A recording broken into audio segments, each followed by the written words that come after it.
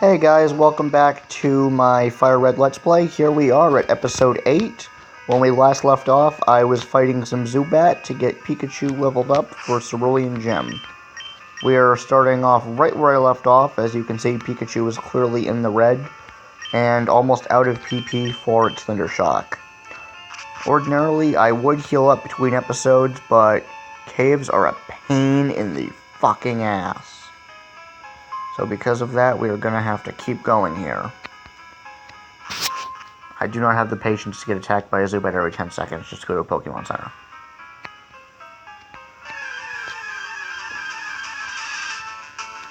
There's a Geodude.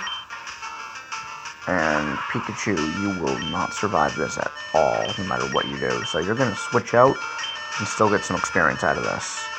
And Butterfree, you've been kind of neglected here. So why don't you come on out for me? Oh, and it's going to raise its defense. You know, you could have just hit my Pikachu with a Rock-type move. That defense scroll shows me I could have stayed in that fight. Wow. And what does the Psychic-type move do to you? It keeps you in the fight. And your tackle barely hurts me. And you get hit with a Confusion. You know what, from here I think I'm just going to use Butterfree. Pikachu, you're level 22, good job.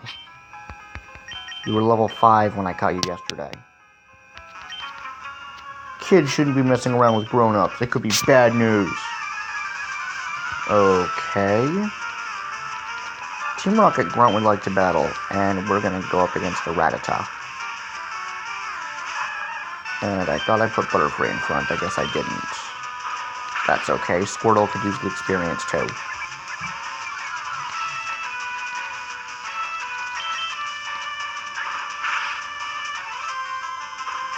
Just gonna tackle you. No need to waste my water gun.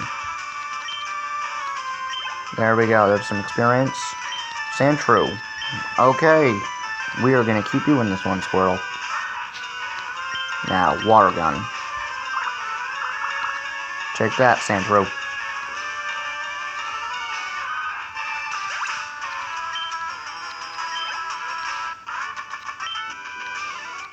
I'm steamed.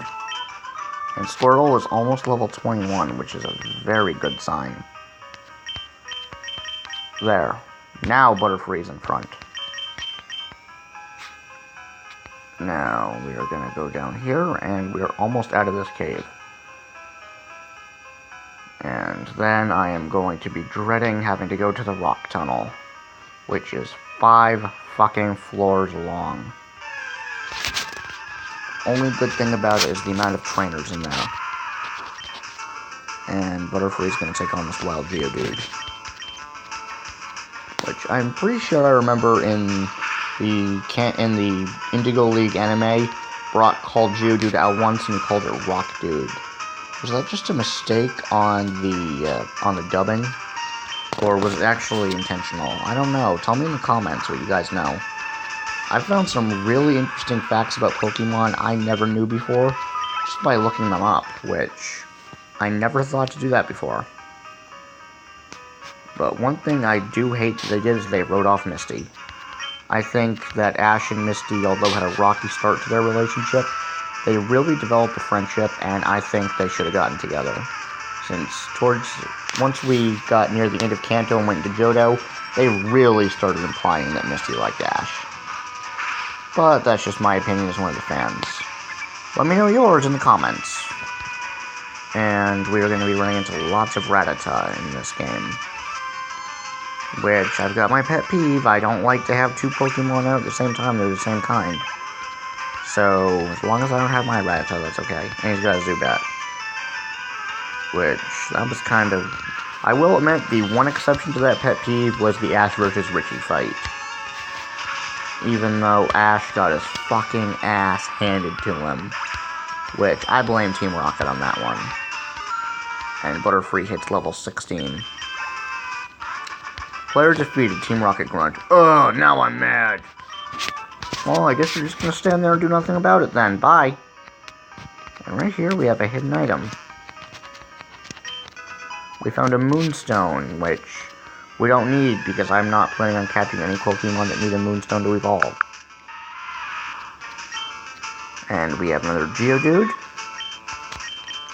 We're going to hit it with some Confusion. And it's going to Mud Spore, which, again, I pointed this out last episode. What is the point of Mud Spore? It is a rock Pokemon that has a natural immunity to electric-type moves. Why does it have an attack that makes an electric-type Pokemon even weaker? I don't know why they did that. Hey, stop! I found these fossils. They're both mine. Okay, dude, keep them. I don't even like fossil Pokemon. They're dead. They're extinct. They need to stay that way. You don't see us bringing the dinosaurs back here, do you? Go, Butterfree. And he sends out Grimer. But I will admit the one importance in the anime to the fossil Pokemon was Ash's fight against the Aerodactyl. That drove Ash's Charmeleon to grow into a Charizard. But not because Charizard wanted to save him. Because Charizard just wanted to kick Aerodactyl's ass and show that it had a bigger dick than Aerodactyl did. And Charizard won. And the scientist is going to, or the nerd, I should say, the super nerd, is going to send out my least favorite Pokemon, Voltorb. Oh, that makes me feel so good knowing I have to kill a Voltorb. What? It's still in this? What the fuck? Butterfree, hit it harder this time. Kill that fucking thing. Voltorb never should have been made. Just shove that talking Pokeball back inside its Pokeball. And now we get to see a Coughing. I don't think we've seen Coughing yet this game. Confusion. Which I do like the appear to be crossbones, or the poison sign on Coughing's chest. I think that looks pretty cool. Even if Coughing is not really that cute and attractive. Michael from M&J TV did recently point out in a video he made that Coughing is a fart bomb. I always imagined Coughing was a rock. Thank you, Michael, for pointing that out. He is actually a fart bomb. Now we have two picks and fossils, which I'm not going to really revive either of them. We have the Helix fossil, which turns into Ammonite, and the Dome fossil, which turns into Kabuto. Now, those can, whichever one we pick, he picks the other one, and we can revive these at the lab on Cinnabar Island, which I am just gonna go for the hell of it and pick the Helix fossil, but we're not gonna revive it. We're just gonna leave it in our bag the whole time, because I have my rule about only 6 Pokemon, and I am not gonna wait until the very end of the game to pick my 6th Pokemon. Plus, I already have a water type, and it's Squirtle. Alright, Geodude, we're gonna kill it with Butterfree.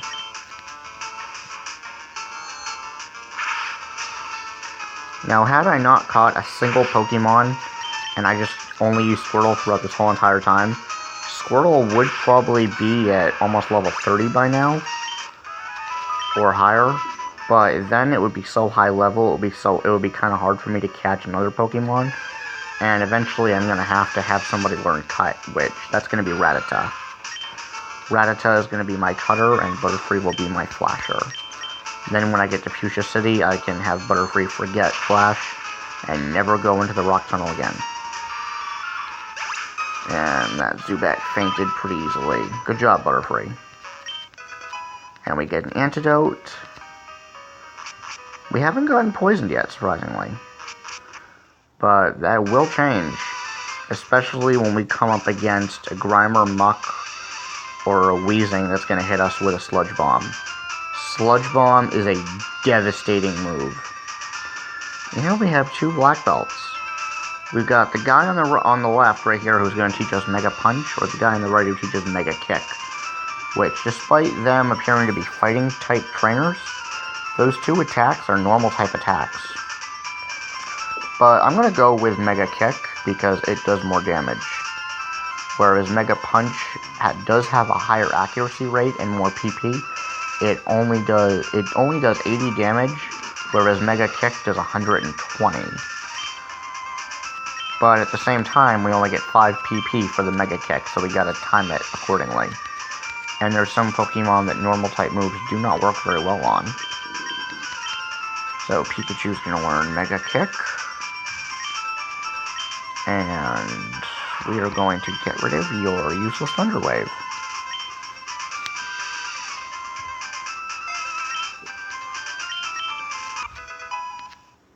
Now my Pikachu learns Mega Kick. Now we're soulmates in the way of kicking. You should run before you're seen with that deluded nitwit who trains only simple punching over there. Actually, let's talk to him anyway. Maybe I'll replace Slam. Let's find out.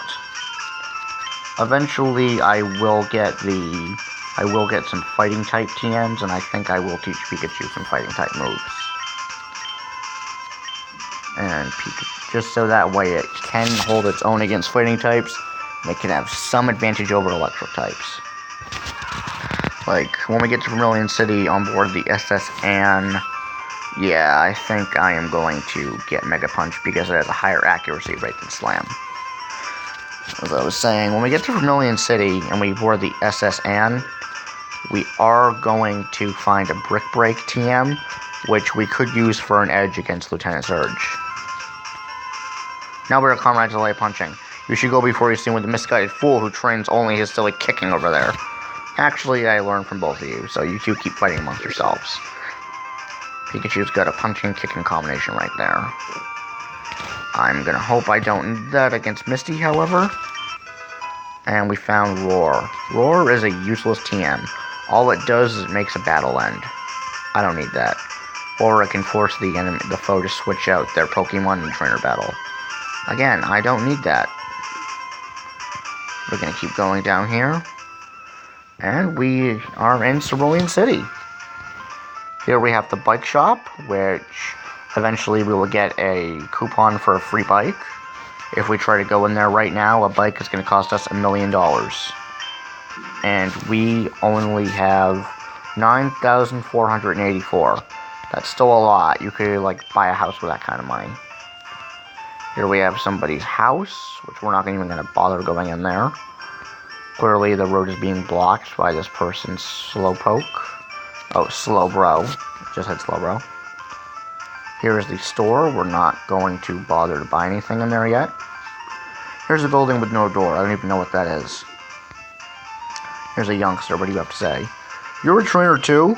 Collecting, battling? It's a tough life, isn't it? Not for me, but I've been playing this game like every single day for almost a year. So we're going to go into the Pokemon Center and get healed up. And I'm just going to keep hitting the A button.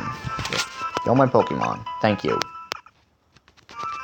Thank you for waiting. We restored your Pokemon to full health. We hope to see you again. Yeah, you probably will. So now we have two choices here because we can't leave town yet because everything is blocked off. We can go to the gym or go to the Nugget Bridge and fight our way to Bill's house to get SS Anne tickets. I usually prefer to do the Nugget Bridge first because Pikachu's only level 22. It might be able to take on Misty's Staryu, and I say might, but Starmie would just knock it the fuck out. Plus, she has Super Potions, and both of them use Recover. So now, here we are, we're going to come across the Nugget Bridge, and we're going to get ambushed by Joseph. So let's go. I always get really excited to fight him. Time to make him pay for all the torment he put me through until junior high. Yo, David G, you're still struggling along back here. I'm doing great. I caught a bunch of strong and smart Pokemon. Here, let me show you what you caught. Here. Let me see what you caught, David G. Sorry, I got tongue-tied there. Now, again, he is pretty predictable because once he gets his party, he doesn't really change him, and his flying type is always out first. So, Pikachu, you're going to use Thunder Shock.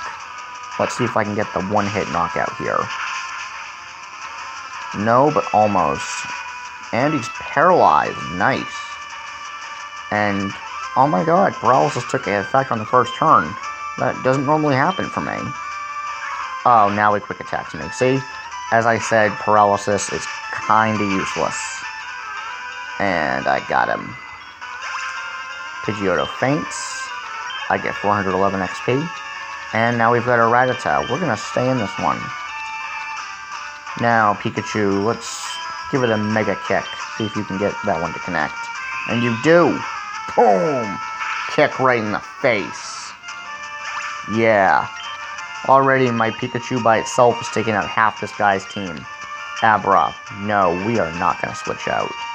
Which, Abra might seem pathetic right now because all it knows how to do is teleport, but that thing eventually becomes a fucking Alakazam, which is a fucking powerhouse. In another playthrough I did before, I went up against an Alakazam. I went up against my rival's Alakazam right before the Pokemon League. Because for some stupid reason, he fights you again right before the Pokemon League. And I had a level 73 Squirtle. Yeah, level 73. And his Alakazam was level 40-something. And his level 40-something Alakazam, in one hit, knocked out my level 73 Squirtle. That says a lot about that Pokemon. If it can take on a foe that's got like 30+ levels on it. So now we're down to his last Pokemon, his Bulbasaur. And Bulbasaur does have a resistance to electricity. So we're going to Mega Punch it. And let's see if that does anything. It's half-life. And thank God Poison Powder missed. We're going to Mega Punch, and that misses. What's it going to do now? Now it's going to Vine Whip me. Come on, Pikachu, Mega Kick. It connects, and that should be a Fight Ender. And that is a Fight Ender. And I am going to get 23 experience. Or however much I got. I'm going to make it to level 23. That's what I'm saying. Hey, take it easy. You won already. Yeah, I should have Pikachu electrocute you, throw you off that bridge, watch you drown in the river, and then have Pikachu electrocute you again. Hey, guess what? I went to Bill's and got him to show me his rare Pokemon. That added a lot of pages to my Pokédex. After all, Bill's world famous as a Pokemaniac. He invented the Pokemon storage system on PC, too. Since you're using his system, you should go thank him. Well, I better get rolling. Smell you later. Yeah, fuck off, Joseph. Oh yeah, right. I feel sorry for you. No, really, you're always plotting behind me. So here, I'll give you a little present as a favor. Obtain the Fame Checker, which I never use that. A chatty gossip like you, that thing's perfect. I mean it because I don't give a hoot about either. Well, dude, what the fuck? I don't care either. Yeah, get out of here. Now, what I don't get is, why can't I follow him? He just walked this way. It's like, did he just disappear through the wall at the Pokemon Center? Anyway, we're gonna go get healed up. I know Pikachu still has some health left, but I wanted it full life to take on the Nugget Bridge. And she said she hoped she'd see me again, and look, I'm already back. Here we go. So now we are back outside of Cerulian City. Here's some flowers here, which... Oh, there is one thing I do want to get. There is a hidden item. I'm going to go through this person's house, and all this guy does is just tells us about the different badges, which I don't need to know about that. And in these flowers here, there's a rare candy. We just got the rare candy. And we're going to use that rare candy on Pikachu. And now it's level 24. Which means it's that much more ready to go take on the Nugget Bridge. And eventually Misty. So we're going to cut back through the... We basically just broke into this guy's house. And snuck into his backyard. And dug up his crops. And it doesn't look like he cared too much. Here's another person's house. We're not going to go in there. And here is... There's a rocket grunt right there in that house. And when you go in that house, he kind of destroyed it. That is a clear home invasion. And there's a cop right there, which for some reason the cop isn't going in to arrest the bad guy. Unless he's waiting for backup. The people here were robbed. It's obvious that Team Rocket is behind this heinous crime. Even our police force has trouble with the rockets. Dude, go inside and fucking arrest that guy. But he's not going to. It's almost like they took Officer Barbary from South Park and put him into Pokemon. He's just gonna stand there. So, we are getting to that 20-minute mark now. Here we are on the Nugget Bridge. Guys, thank you so much for watching my video. If you like it and want to see more, don't forget to like and comment, and subscribe to David Charizard. I will see you guys next time.